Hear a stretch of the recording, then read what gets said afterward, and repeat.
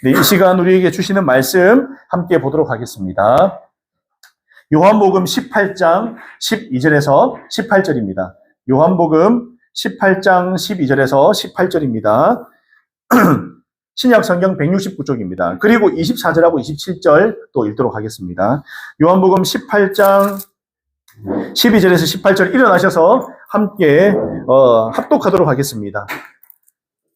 요한복음 18장 12절에서 18절, 24절에서 27절까지 말씀 함께 읽도록 하겠습니다.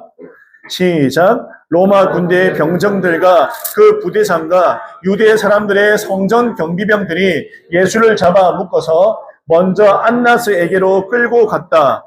안나스는 그 해의 대제사장인 가야바의 장인인데 가야바는 한 사람이 온 백성을 위하여 죽는 것이 유익하다고 유대 사람에게 조언한 사람이다. 시몬 베드로와 또 다른 제자 한 사람이 예수를 따라갔다. 그 제자는 대제사장과 잘 아는 사이라서 예수를 따라 대제사장의 집 안뜰에까지 들어갔다. 그러나 베드로는 대문 밖에 서 있었다. 그런데 대제사장과 잘 아는 사이인 그 다른 제자가 나와서 문지기 하녀에게 말하고 베드로를 데리고 들어갔다. 그때 문지기 하녀가 베드로에게 말하였다. 당신도 이 사람의 제자 가운데 한 사람이지요. 베드로는 아니요 하고 대답하였다. 날이 추워서 종들과 경비병들이 숯불을 피워놓고 서서 불을 쬐고 있는데 베드로도 그들과 함께 서서 불을 쬐고 있었다. 안나스는 예수를 묶은 그대로 대제사장 가야바에게로 보냈다. 시몬 베드로는 서서 불을 쬐고 있었다. 사람들이 그에게 물었다. 당신도 그의 제자 가운데 한 사람이지요? 베드로가 부인하여 나는 아니요 하고 말하였다. 베드로에게 귀를 잘린 사람의 친척으로서 대제사장의 종 가운데 한 사람이 베드로에게 말하였다. 당신이 동산에서 그와 함께 있는 것을 내가 보았는데 그러시오. 베드로가 다시 부인하였다. 그러자 곧 닭이 울었다. 아멘. 네, 자리에 앉으시기 바랍니다. 네. 지난 한 주간 우리가 말씀으로 묵상한 바로 그 말씀 내용에 있습니다. 여러분, 요즘 한국 사회에 대해서 이야기할 때 이 현대 종교라는 곳에서 이렇게 이제 우리나라의 기독교, 특별히 기독교 그리고 다른 천주교, 불교 여러 가지 종교에 대해서 통계를 냈어요. 이 2000년도 초반부터 지금까지 최근에 이제 트렌드 한 20년간 트렌드를 쭉 이어왔는데 특징이 뭔지 아십니까? 특징. 예. 특징이 뭘까요? 어느 종교로 많이 갔을 것 같나요? 사람들이. 예. 있어요? 어느 종교로? 네. 서로 맞습니다. 서로 어디로 조금 옮기고 이런 건 있는데 문제는 절대적인 인원은 변하지가 않으면서 절대적으로 사람들이 빠지기 시작하는 거죠. 그 중에 특별히 기독교에서 많이 빠졌어요. 우리 종교에서, 우리 기독교에서 사람들이 많이 빠졌다라는 사실이에요. 그리고 한국 사회가 급격하게 어디로 가고 있냐면 무종교화되고 있습니다. 무종교화. 예, 무종교. 천주교 한 것도 아니에요. 우리 많이 안 갔어요. 불교도 아니에요. 전체적으로 줄고 있어요. 우리만 주는 게 아니라 우리가 특별히 많이 줄었고 기독교가 천주교는 우리에게 간 사람 이런 수평이동이죠. 그리고 불교도 계속 줄고 있고 뭐냐면 사람들이 무종교화, 종교가 내 인생에 있어서 필요 없다라는 사람들이 대한민국에 상당히 많이 출현하고 있다는 사실이에요. 무종교. 왜 그럴까? 고민을 좀 해봤어요. 왜 이렇게 되었을까? 내가 어릴 때만 해도, 제가 어릴 때면 너무 좀 오래된 시절까지 우리 청년들 볼 때는, 예. 목사님이 어릴 때만 해도, 저기 친구가 여름 성경학교 한다. 그때 우리 집이 불교집 아니었는데 또 여름 성경학교 한다. 교회 놀러 가자. 이렇게 해서 제가 친구 따라 교회 놀러 가니까 너무 많은 거예요. 그 교회가 대형 교회도 아니에요. 큰 교회도 아닌데, 이 초등학생들이, 초대받아서 온 초등학생들이 거의 200명이 육박하는 거예요. 예, 200명이 육박해요. 그 작은 교회가 200명이라는 초등학생이 와서 여름 성경학교를 하고 실컷 밥을 해먹이고 난리가 난 거예요, 교회가. 그만큼 구름같이 몰려가고 교회에 대한 그런 편견이라든가 생각이 없던 그런 시대였어요. 그 친구 따라서 교회 간다면 그래? 교회 가면 좋은 말씀 해주시는데 좋은 말씀 많이 듣고 와? 이런 시대였어요. 그냥 갔다 오라고. 네, 편견 없던 시대였어요. 그래 가서 맛있는 거 먹고 얘기 듣고 돌아오고 다음 좋으면 또 나가기도 하고. 그러니까 그게 어떻게 보면은 우리 한국 교회가 부흥하는 시기가 그 시기 아니었을까라는 생각을 하게 됩니다. 그런 시기였고 어른들 생각도 그랬어요. 아직 좀 살기가 지금처럼 뭐 현대화된 우리나라가 아니고 어떻게 보면 좀 약간 가난하던 시절, 국민들 전체적으로 다 함께 못 살던 시절이던 것 같아요. 그때는 차도 별로 없었어요. 그리고 뭐 대단히 뭐 큰 집, 아파트도 없었어요. 전부 다 가정주택에 살던 시절. 그때 아파트가 없었어요. 그러니까 전부 다 사는 형편이 다 고만고만 비슷비슷한 그런 시대였다라는 거예요. 그러다 보니까 서로 욕심 없이 그렇게 그냥 살던 시대여서 우리나라가 지금 고도로 발전하다 보니까 이제는 나의 삶이 중요하고 내 인생이 중요하고 내 시간이 중요하고 모든 게 나로 점철되는 시대가 바로 이 시대라는 거죠. 내 일이 중요해요. 내가 주식하고 내가 돈 많이 벌고 내 자식이랑 좋은 차 몰고 좋은 건물을 사고 거기에 모든 관심과 생각이 집중되어 있더라는 거죠. 여러분, 우리가 생명의 삶 하면 알지만은 그게 어디서부터 나오는 걸까요? 어디서부터? 네. 어디서부터 나와요? 네. 무법자는 얘기되죠. 무법자가 제가 얘기하는 아노미아라고 하나님 없는 내가 인생의 주인인 삶에서부터 비롯된 죄로부터 비롯된 사람의 생각이 바로 그런 삶이에요. 물론 그게 잘못된 건 아니에요. 내가 잘 살고 싶은 게 무슨 죄예요. 그러나 우리가 조금 더 나아가서 하나님이 필요 없이 내가 모든 것을 결정권자가 되어서 결정하는 이 모든 게 결국 하나님이 필요 없다는 게 죄의 근본이지 않습니까? 근본. 그게 잘못되었다라는 거예요. 그게 극도로 심화되고 있는 게 지금 바로 한국 사회라는 거예요. 그러다 보니까 어떻습니까? 우리 가족끼리 시간 보내야 되는데 내 자식 주기 보내기 싫어. 그리고 기독교에 대한 편견이라든가 또 기독교가 그동안 잘못한 부분도 있기 때문에 그런 안타까운 그런 시절을 보내고 있는 게 이 시절이지 않을까 싶습니다. 그래서 이 시절이야말로 정말 교회가 건강하지 않으면 그 누구에게도 하나님께로부터 인정받지 못하고 사람들에게로부터 손가락질 당하는 그런 시대가 바로 지금 시대가 될 수 있겠다. 특히 목회자로부터 성도들까지 건강하지 않는, 품고 사랑하지 않는 냉랭한 분위기에서 누가 와 또 나가든 영혼에 대한 관심이 없는 그런 분위기. 교회 밖에 다른 일에 관심이 많고 그냥 건물을 쌓는 이런 데 관심이 많거나 아니면 진짜 영혼 구원하는 데 아니라 다른 데 관심이 많은 이런 시대 속에서 교회가 어떻게 해야 될 것인가라는 그런 생각을 하게 되더라고요. 여러분, 중세 유럽이 처음부터 그러진 않았어요. 처음에 교회가 세워졌을 때는 그렇게 타락하지 않았어요. 그런데 그 이유가 어떻게 됩니까? 면제부라든가 중세 천주교가 이렇게 몰락하는 데는 성직자로부터 밑에 평신도까지 모두가 함께 타락해버리는 게 버려지게 되는 거죠. 그렇게 해서 저 면제부를 사야지 천국에 가는구나. 그런 말은 성경 어디에도 나와 있지 않아요. 그냥 사람이 임의적으로 만들어내서 사람을 거기에 촉박시켜버리고 거기에 정착시켜버리고 잘못된 교리 생각을 사람들 머릿속에 집어넣어버리는 거예요. 그렇게 해야지 우리가 잘 사는 거구나. 복 받아야 되는구나. 우리도 그런 거 많잖아요. 여러분. 번영신학이라서 무조건 교회 나오면 복 받고 잘 되고 근데 내가 책임지는 건 없어요. 그냥 교회 가면 복 받고 잘 되고 잘 사는 거구나 생각하는 게 한동안 한국 교회의 주류로 이어졌다는 사실이에요. 그런데 교회에 나와서 좁은 길을 가야 된다. 그 누구도 말하지 않아요. 교회 가면 어려운 일 당할 수도 있어. 오히려 십자가 지면서 어려운 일 당할 수 있는 곳이 교회야. 고난도 있어. 어려움도 있어. 시험도 당해.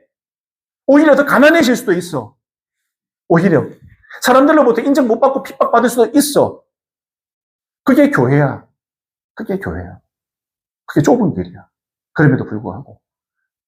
여러분, 예수님 믿고 따르는 12제자 중에 솔직히 말하면 더 부자가 되고 더 잘 되거나 더 떵떵거리게 된 사람 없더라고요. 없어요. 예. 물론 하나님의 뜻이 있어서 필요에 따라서 조금 더 잘 되고 잘 살고 됩니다. 여러분, 못 살라는 의미가 아니에요. 우리가 성도로서 감내해야 될 그 어느 정도의 믿음의 분량은 우리가 충분히 다짐을 하고 하나님 앞에 서야 된다는 사실이에요. 내가 이것 때문에 내가 직장에 가가지고 내가 기독교인이기 때문에 직장에 가가지고 조금 손해보는 거 괜찮습니다. 그거 하나님 앞에 내가 이 정도는 결단할게요. 조금 요거도 먹고 좀 그래도 괜찮아요. 그거 하나님 응당 그럴 수 있는 거 같습니다. 나는 왜 좁은 길을 가는 사람입니까? 대신에 내가 주인이 되어서 내가 욕심을 부리고 내 이기심에 조금 남 잘 되는 거 보기 싫고 그래서 파당을 가르고 싸우는 것은 아니죠. 물론 그건 아니죠. 그리스도인이 그리스도인다워야 된다는 겁니다. 제가 이 얘기를 왜 했을까요? 저는 서두에 이 얘기를 왜 했을까요? 오늘 말씀을 보다 보니까 바로 제가 생각이 나는 거죠. 당시 유대교의 상황이 보이는 거예요. 이 사람들이 대체 뭘 하고 있지? 오늘 상황에 누가 왔습니까? 예수님이 그 자리에 와서 그 땅에 함께하는 바로 그 시간대예요. 여러분, 그 시간대예요. 사도들의 시간도 아니에요. 예수님이 그 자리에 계셨던 시간대였다는 사실입니다. 여러분, 오늘 12절과 14절 우리가 읽은 내용을 잠시 보면요. 12절과 14절 내용을 보면 13절 제가 보겠습니다. 먼저 안나스에게로 예수님을 끌고 갔습니다. 안나스는 그 해의 대제사장인 가야바의 장인입니다. 여러분, 제가 여기서 의문점이 드는 거예요. 안나스에게 왜 끌고 갔지? 지금 대제사장도 아니에요. 왜 끌고 갔을까? 여러분 생각해 봤어요? 먼저 안나스에게 끌고 갔다. 당시에 그 해에 대제사장이 해마다 이렇게 사실 바뀌는 건 있어요. 근데 지금 대제사장이 가야바인데 사위. 전대 대제사장의 사위가 지금 대제사장을 하고 있다는 사실이에요. 그런데 장인한테 먼저 끌고 간 거예요. 예수님을 잡아가지고 결박해서. 이게 무슨 말이냐? 그 당시 이 사람들, 이 대제사장이면 공의회, 사내들인 공의회라는 70명의 사람들이 모이는 곳인데 거기에 수장, 우두머리, 그러니까 오늘로 치면은 총회장 좀 되겠죠. 총회장. 이 모든 교회의 가장 장인 사람이 총회장 정도 되는 사람이겠죠. 그리고 당시에 여기는 종교 입법기관이 되고 종교 재판기관이기도 했어요. 그러니까 소위 말하는 오늘로 치면 국회의원 중에서 국회의장도 겸임하고 있는 거예요. 종교적으로 가장 높고 또 유대인들을 다스리는 데 있어서 입법으로 또 행정으로 다스리는 그 기관에서 제일 높고 그러니까 국회의장 겸 또 교회의 총회장이고 이 정도의 막강한 파워를 가지고 있었던 사람이 바로 안나스 대제사장. 이미 물러갔음에도 막후 정치를 하고 있는 거예요. 사위를 세우고 본인이 뒤에서 조종을 하고 왜? 주변에 있는 사람들도 모두 아니까 예수님을 잡아서 어디 데리고 갔다고요? 안나스에게 먼저 데려간 거예요. 원래 같으면 지금 현 대제사장인 가야바에게 데리고 가야죠. 근데 안나스에게 데리고 갔다는 것은 여전히 물러나고 나서도 여전히 그 욕심, 노욕의 그 사내들인 공의를 잡고 있다는 사실이에요. 그래서 모든 것을 조정하고 자기가 의견대로, 마음대로. 그럼 이 당시에 이 유대교가 지금 어떤 상황인지 알겠죠? 한 사람에 의해서 좌지우지되고 있다는 거예요. 사람이 왕인 거예요. 그리고 율법을 쪼개서 만들어서 사람들을 다 조종하고 하나님의 뜻이 무엇인가를 흐려버리고 자기들이 만든 율법대로 살게 만들어버렸다는 사실입니다. 그리고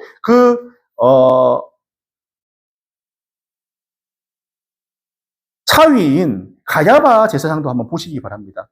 이 대제사장의 영적인 상태도 볼 수 있는데요. 보고 배운 대로 사위 대제사장도 마찬가지로 권력의 맛을 보고 지고 있는 사람입니다. 14절에 한 사람이라고 얘기합니다. 뭐라고 나오느냐면은 한 사람이 온 백성을 위하여 죽는 것이 유익하다. 여러분 이게 사실은요. 한 사람이 누굽니까? 예수님이죠. 그 모든 사람을 위해서 죽는다. 어차피 그 길을 걸어가시잖아요. 맞는 말 한 것 같은데. 어차피 모든 사람을 위해서 죽어야 된다. 뭐 예언도 아니고. 그렇게 이야기했는데, 제가 돌이켜 생각하니까 오늘 이 가야바가 누구예요? 대제사장. 오늘 지금 총회장이자 목사님인데, 한 사람을 그냥 정치적 희생양으로 삼아버리고, 한 사람 저거 죽는 거 아무것도 아니야. 다수를 살리기 위해서 한 명을 죽일 수도 있다. 무죄한, 죄 없는 한 사람을 죄인으로 몰아가지고 아무런 감정 없이 파묻고 죽일 수 있는 신앙적, 도덕적 양심을 가진 사람이 대제사장입니다. 목사였어요. 오늘로 말하면. 천주교로 말하면 신부고. 여러분, 그 중에서도 가장 높은 위치에 있는 사람이었죠. 무고한 죽음을 다수를 위한 유익으로 포장하는 악한 생각을 가진 그가 무려 대제사장이었고 당시 유대교의 영적인 상태를 알 수 있잖아요. 이 사람이 오늘 예수님을 체포해서 여기까지 끌고 오는 가운데 한 번도 하나님 앞에 기도하고 하나님께 매달리고 하나님의 뜻을 물어보는 그런 내용이 있나요? 없습니다. 전혀 없어요. 제사라도 드렸나요? 대제사장인데 제사도 안 드렸어요. 그리고 우리가 알다시피 예수님이 그 전에 하신 일이 뭔가요? 아픈 사람 고쳐주시고 안전병이 낫게 해주시고 죽은 사람 살리시고 이런 엄청난 기적을 7가지 표징을 보여줬으면 도대체 이 사람이 누굴까? 말씀에 근거해서 혹시나 선지자가 아닐까? 이 정도라도 생각을 해야죠.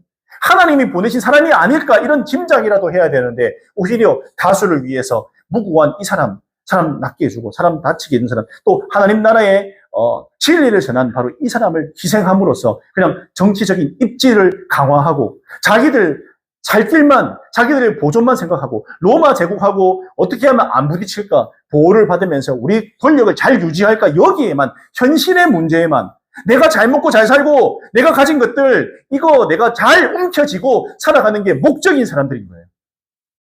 교회인데 예수님의 사역엔 전혀 관심이 없어요. 예수님이 나를 위해서, 우리를 위해서 무엇을 하시는지에도 아무 관심이 없어요. 그냥 앞으로 이제 십자가를 지고 돌아가시고 우리 모든 인류의 죄를, 대속죄를 지신 바로 그분이신데 거기에 관심이 없어요.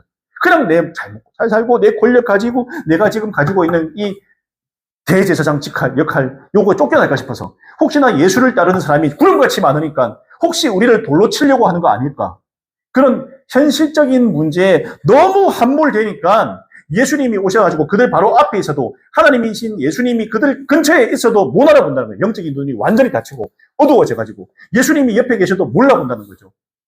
마찬가지로 우리는 어떻습니까? 여러분, 이 시대는 어떻습니까? 우리가 말씀을 가까이 하지 않고 우리가 내 계획에 너무 함몰돼서 오늘 하루 내 인생, 하루하루 인생을 나의 계획과 나의 생각과 내가 내 인생의 주인이 되어서 하나님이 아니라 그렇게 보내다 보면 예수님께서 말씀을 통해서, 사람을 통해서 계속 사인을 주셔도 어떻게 해요? 영적인 눈이 닫혀버리면 이해가 안 돼요. 몰라요. 인식을 못해요. 목사님이 뭐라고 해도 이게 제대로 안 들리고, 옆에서 성도가 뭐라고 말해도 제대로 안 들리고. 왜? 내가 가는 그 길이 제일 중요하기 때문에 하나님의 계획과 하나님의 뜻하고 아무 상관없는 삶을 살게 되더라는 거죠. 오늘 보세요. 이 교회의 타락상을 보시기 바랍니다. 하나님과의 교제가 없고 하나님과의 관계가 제대로 맺혀지지 않은 교회에 타락하는 모습을 보시기 바랍니다. 하나님이 뭐라고 하시는가에 가장 먼저 길을 기울이고 그의 나라와 그의 의를 먼저 구하고 그리고 나서 어떻게 하신다고요? 이 모든 것을 너희에게 더해 주시리라고 한 어제 생명의 삶 마지막 과의 말씀이었는데요. 여러분, 성도들이 바라야 되는 것, 오늘 유다 백성들이 이 유다 대제사장과 종교기관에서 하나님의 나라와 하나님의 의를 먼저 구했으면 예수님을 이렇게 뒀을까요? 절대로 예수님을 갖다가 이렇게 끌고 와서 이렇게 할 수가 없어요. 이분이 누군가 먼저 물어봤겠죠. 어디서 오신 분입니까? 그동안에 그런 놀라운 기적을 많이 행했는데 혹시 하나님이 보내신 분인가요? 저희들이 대제사장이고 종교기관의 이게 랍비들인데 너무 궁금하고 알고 싶어서 여쭙습니다. 어떤 분이신가 저희들에게 가르침을 좀 주십시오. 이렇게 해야 되는 게 정상 아닌가요? 찾아간 거는 니고데모밖에 없어요. 70명 중에 니고데모 한 명밖에 없잖아요. 찾아가서 물어본 사람. 나머지가 관심이 없어요. 전혀. 관심이 없어요. 소위 종교인이라는 사람들이 아무 관심이 없어요. 이들이 이러다 보니까 밑에 있는 백성들은 영적인 상태가 어떨까요? 모른다. 어떤 가르침도 받을 수가 없어요. 영적으로 눈이 어둡고 갇혀져서 엉뚱한 얘기들, 엉뚱한 말들, 사회적인 이야기들, 잘 먹고 잘 살고 잘 된다는 이야기하고 네가 뭘 추구할래? 그래 봐야 인생이 길어봐야 80인생인데 그 80인생 가운데 잘 먹고 잘 사는데 완전히 빠지고 점철되고 그 다음에 영원한 생명, 영원한 삶을 바라보지 못하게 가로막아 버린다는 거예요. 여러분, 누가 하는 거예요? 누가 하는 거? 어제 얘기했지만 하나님 나라와 그의 의를 구하면 우리가 바라는 것은 어떻게 해주신다고요? 이 모든 것을 더해 주시리라 하는 것은 하나님이 하시는 거고, 사단은 어떻게 하냐? 지금 네 하고 있는 거 거기에 집중해. 그것만 빠져서 거기에 그냥 몰두해. 그 다음을 생각하지 않게 하는 거죠. 지금 내가 가지고 있는 그 문제, 삶의 문제, 나의 것에 움켜쥐고 거기에 풍덩 빠져가지고 못 헤어나오게 만드는 게 사단이 하는 거고요. 하나님은 하나님의 나라와 하나님의 의를 먼저 구하고 하나님의 옳고 그른 뜻을 분별하는 사람, 그 사람에게 내가 그 모든 것을 더해주겠다. 나의 일을 먼저 1순위로 생각하고 하나님의 일에 먼저 집중하고 나의 일을 하면 나머지 너희들의 인생은 내가 책임지겠다라는 게 하나님의 뜻이라는 거예요. 사단하고 그러면 대충 구분이 되시나요? 사단은 어떻게 하냐고. 지금 네가 하는 거 거기 집중해서 하나님의 눈과 귀를 멀게 만든다는 거예요. 네가 하는 거 거기 빠져. 다른 거 생각하지 마. 직장 그 문제에 완전히 풍덩 빠져가지고 말씀도 안 봐요. 기도도 안 해요. 하나님의 뜻도 물어보지도 않아요. 궁금하지도 않아요. 누가? 사단이 방법. 하나님은 하나님의 뜻을 구해라. 근데 오늘 어떻습니까? 그들의 삶에 완전히 빠지고 점철된 사람들이 이런 일을 행하더라는 사실. 행하더라. 야고보서 1장 15절에 욕심이 잉태하면 죄를 낳고 죄가 자라면 죽음을 낳습니다라고 이야기하고 있습니다. 사람의 욕심, 내가 주인인 생각, 이게 일반적인 사람들의 생각이 내가 주인이에요. 모든 게. 하나님 저리 가세요. 하나님 필요 없어요. 내가 다 판단하고 내가 결정하고 내가 모든 걸 할게요. 하나님 의견 별로 중요하지 않습니다. 결국 어떻게 해요? 멸망과 죽음과 심판만이 기다립니다. 결국은요. 그렇게 살다가 여러분, 하나님보다 권력과 힘을 탐하는 종교인 여러분, 하나님보다 내 안위와 내 자리가 더, 내 재산이 더 중요한 사람. 여러분, 대제사상, 규모와 인원을 중시하는 교회 문화. 여러분, 한 사람이 소중하고, 이 중에 우리 교회가 만약에 제가 한번 얘기하지만 10,000명이 됐다. 10,000명 중에서 예수님 만난 사람이 몇 명일까에 대한 관심이 없는 교회가 정말 교회일까요? 저는 그런 생각이 합니다. 10,000명이 되고 20,000명이 되면 뭐합니까? 그 중에 예수를 나의 주님으로 고백한 사람이 300명밖에 안 되면 그 교회는 정말 옳은 교회일까요? 그런 생각이 들더라고요. 여러분, 한 영혼이 하나님 앞에 얼마나 잘 연결되어 있고 하나님과의 관계가 잘 서 있는가에 관심이 있어야 된다는 거죠. 관심이 있어요, 교회가. 우리 교회 성도들은 얼마나 하나님과의 관계가 잘 맺어져 있는가, 잘 맺어져 있는가. 영혼 구원하고 있는가. 내가 구원받은 사람이라고 내가 오늘 죽어도 천국 갈 수 있습니까? 예, 저는 천국 갈 수 있습니다. 저는 주님의 자녀입니다. 나를 구원하신 분이 예수 그리스도십니다. 나의 주님이십니다. 이 고백이 입에서 바로 나오는 사람들이 모여 있는 곳이 교회인데 오늘 죽으면 어떻게 해요? 몰라요. 좀 더 착한 일 해야지 될 것 같은데 어찌 될지 모르겠어요. 이런 말들이 나오는 사람이 10,000명, 20,000명이 있고 그들에게 아무 영적인 관심이 없으면요. 오늘 이들과 뭐가 다르냐는 거예요. 뭐가 다르냐는 거예요. 아무 관심이 없어요. 교회는 부흥했다고 하겠죠. 진짜 부흥 맞나요? 네, 그냥 모여 있는 거죠. 누가 구원받은지 안 받은지 몰라요. 구분도 안 돼. 구분도 안 됩니다. 그의 나라와 그의 의를 구하라잖아요. 그의 나라는 뭡니까? 하나님 나라가 이 땅에 펼쳐지면요. 하나님 나라가 우리 안에 들어오면요. 내가 그리스도인이 되는 거죠. 온전한 그리스도인. 예수를 나의 주님으로 고백하는 공동체. 그게 교회잖아요. 네, 교회는 그거거든요. 예수를 나의 주님으로 고백하는 공동체. 세상이 아니고 돈이 아니고 명예가 아니고 재산이 아니고 예수님이 나의 전부십니다. 고백하는 공동체가 교회라는 거예요. 교회라는 거예요. 여러분, 교회가 하나님을 모르고 하나님과의 관계가 무너져버린 상황이니까 인간의 몸을 입고 이 땅에 오신 하나님이신 예수님도 몰라보고 이단이라고 정죄해버리는 폐합을 저지른 게 당시 유대교였다는 겁니다. 이 땅의 교회가 타락하는 것, 하나님 나라를 향한 사람들의 눈과 귀를 멀게 해버리고 다른 데 관심 돌리게 만드는 거예요. 예. 예수님 만나야 되는데 예수님 만나고 하나님의 제자가 되어야 되는데 그 길로 인도하지 않고 다른 데 자꾸 기웃거리게 만든다는 거예요. 여러분, 이런 교회의 혼란이 정말 심한 상황 가운데 정말 믿음의 사람들은 어떻게 살아가는 것이 맞는가? 오늘 15절 이후의 내용이 좀 그런 내용이 나오고 있습니다. 여러분, 우리가 15절 이후 내용 보면 베드로 이야기밖에 안 나와요. 시몬 베드로하고 누구요? 다른 제자 한 사람. 이거 보니까 요한인 것 같습니다. 요한. 예. 사도 요한인 것 같아요. 다른 제자 한 사람. 예. 그 제자는 대제사장과 잘 아는 사이라서 예수를 따라서 대제사장이 집 안뜰까지 들어갔다. 제가 이번에 묵상 이제 화요를 하다가 이 얘기를 좀 나눈 적이 있습니다. 뭐냐면은, 아니, 다 도망쳤잖아요. 그리고 3번이나 예수님을 부인하는 베드로지 않습니까? 그런데 왜 여기 맴돌고 있냐는 거예요. 왜?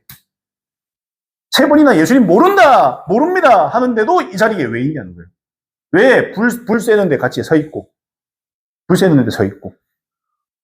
또 요한 따라서 그 뜰에까지 들어갔다 잡히면 어찌 될지 모르는데도 그거 들어가서 그러고 있는 이유가 뭘까? 왜 멀리 안 갔을까? 나 같으면 어디 서울이면 어디 강원도로 도망가거나 부산으로 도망치거나 아예 안 보이는 데로 도망치는 게 상식이잖아요. 예수님 잡혀가는 거 보고 나서 도망쳐야 되는데 예수님 잡혀간 그 뜰에 몰래 가서 쳐다보고 있는 제자가 둘이 있잖아요. 요한과 베드로. 여러분, 왜 그랬을까? 특히 다른 사람들이 요한은 모르겠는데 베드로는 다 알아보고 있네요. 얼마나 주변에서 튀었으면 베드로는 다 알아보잖아요. 여러분, 왜 그랬을까라는 생각이 드는 거예요. 여러분, 그가 비록 지금 성령 받기 전이긴 하지만 중요한 거는요. 하나님께 성령은 반드시 주십니다. 중요한 거는 하나님 옆에 그래도 예수님을 사랑하는 마음에 걱정이 돼서 어떻게 되었을까? 3년간 함께했던 나의 예수님이 어떻게 되었을까? 너무너무 걱정이 되고 궁금해서 그래 멀리서라도 한번 보고 싶어서 찾아와서 옆에 있잖아요. 비록 부인했지만 저는 이게 참 귀하다 생각해요.